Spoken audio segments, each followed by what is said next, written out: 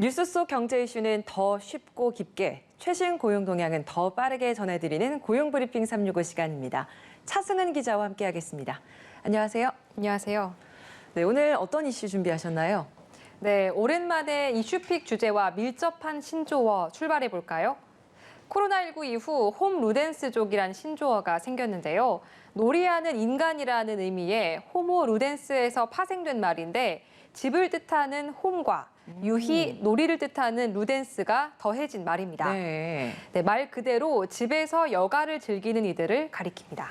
맞아요. 요즘 코로나19로 인해서 집에 있는 시간이 많아지다 보니까 집 꾸미기나 집에 대한 관심을 갖는 분들이 부쩍 늘었어요. 네, 맞습니다. 집에서 보내는 시간이 많아지면서 주거 공간을 즐겁고 또 편하게 다시 재배치하는 게 하나의 트렌드로 자리 잡기도 했죠. 그만큼 인테리어 시장도 성장세가 매서운데요. 그러면서 인테리어 시공 인력의 몸값도 거침없이 치솟고 있습니다. 일부 시공업종에서는 인력 품귀 현상까지 나타나고 있다는데요. 이슈픽에서 짚어봅니다. 네, 인테리어 같은 경우에는 정말 숙련된 전문가에 대한 의존도가 높은 분야로 꼽히잖아요. 네, 맞습니다. 현장마다 상황이 다른 만큼 시공 인력의 기술력에 따라 인테리어 품질이 좌우되기 때문인데요. 최근 인테리어 수요가 급증하면서 시공 인력의 임금 단가도 함께 오르는 이유입니다. 네, 코로나19 이후에 일자리가 그만큼 많아졌기 때문에 좀 더 많은 시공 인력이 몰리지 않을까 싶은데 오히려 상황은 반대인 거네요. 네, 인테리어 시공 인력의 특성 때문인데요. 인테리어 시공은 고도의 기술 인력을 요해 단기간에 실력이 좋은 기술자를 구하기도 쉽지 않고요. 또 현장에서 수년에 걸쳐 도제 방식으로 숙련 기술자를 길러내는데 통상 10년 이상 걸린다고 합니다. 10년이요? 네. 이게 업계 특성상 코로나19 사태처럼 갑작스러운 인력 수요 증가에 탄력적으로 대응하기 어렵기 때문입니다. 코로나19 이후에 인테리어 수요는 급증했는데 이걸 공급이 다 따라가지 못하니까 업계로서도 참 소가리가 만만치 않을 것 같네요. 네, 한국건설산업연구원에 따르면 국내 인테리어 시장 규모는 지난해 60조 원으로 전년 대비 46.3% 증가했고요. 올해는 65조 원까지 성장할 것으로 전망됐습니다. 이렇다 보니 업체 입장에서는 실력이 좋은 시공기사를 최대한 확보해야 하는 게 관건인데 현실적으로 인력 수급이 어렵습니다. 이런 상황이 장기화되면 소비자에게도 가격 부담이 전이될 수밖에 없는 구조입니다.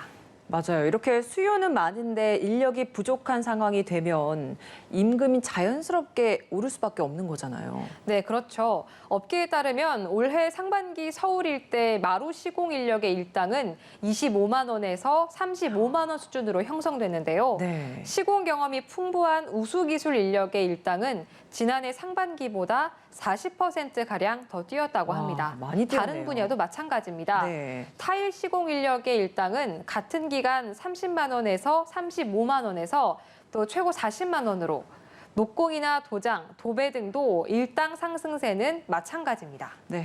실력 좋은 분들 모셔가기 위한 경쟁도 더 치열할 것 같습니다.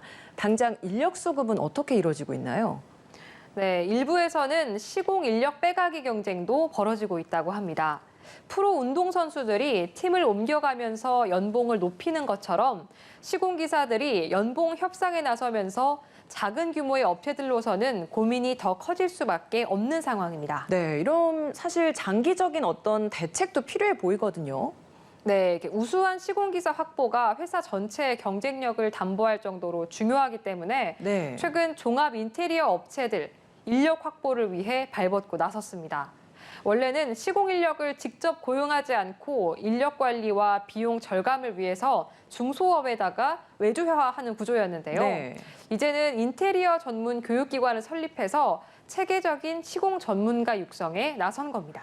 이렇게 되면 실력을 담보할 수 있는 안정적인 인력 대응이 가능해지겠네요. 네, 그렇죠. 아카데미를 설립한 한 업체의 경우 현재 8천여 명인 전국 시공 협력 기사를 연내 10,000명까지 늘릴 계획이라고 합니다. 신입과 조수, 사수를 거쳐 명장이 되도록 성장 로드맵을 구축해서 경쟁력 강화에 나섰고요. 또 다른 업체는 신입 교육생을 모집했는데 지원자들 가운데 20, 30대 청년들이 60%를 차지하는 등 젊은 세대들의 관심이 높았다고 합니다. 네, 한컷 이슈는 어떤 소식 준비하셨습니까? 네, 취업이 지상 최대의 과제라고 하지만 취업의 문턱에서 망설이게 하는 조건들은 있을 수밖에 없죠. 저마다 이건 좀 아닌데 이러면 다니기 어렵지 않을까 하고 고민하게 되는 지점은 어떤 걸까요? 최근 한국직업능력연구원이 발표한 청년 기피 일자리 조건 보고서를 들고 왔습니다. 이번 조사는 나는 무엇 하지 않는 회사에는 취업하고 싶지 않다라는 문장을 활용해서 이루어졌는데요.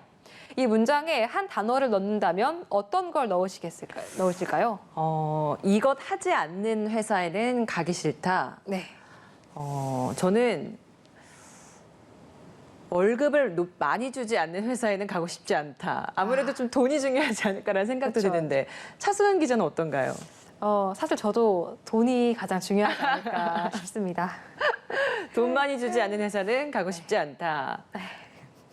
다른 분들은 어떤지 한번 수치를 볼까요? 네, 취업을 망설이게 하는 조건 1위는 정시 근무가 지켜지지 않는 곳이었습니다. 이거 중요하죠. 네, 중요하죠.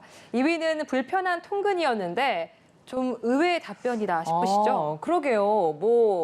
저희가 얘기했던 금전적인 부분도 충분히 생각할 법한데 이 직주 근접이 이렇게 중요한가 싶네요. 네, 통근 시간이 길어지면 당장 교통비부터 또 보이지 않는 비용들이 적지 않게 발생하는데요. 그쵸. 일단 출근 전부터 지칩니다. 맞아요. 또 이런 거는 또 업무 생산성에 고스란히 영향을 미치게 되는데요.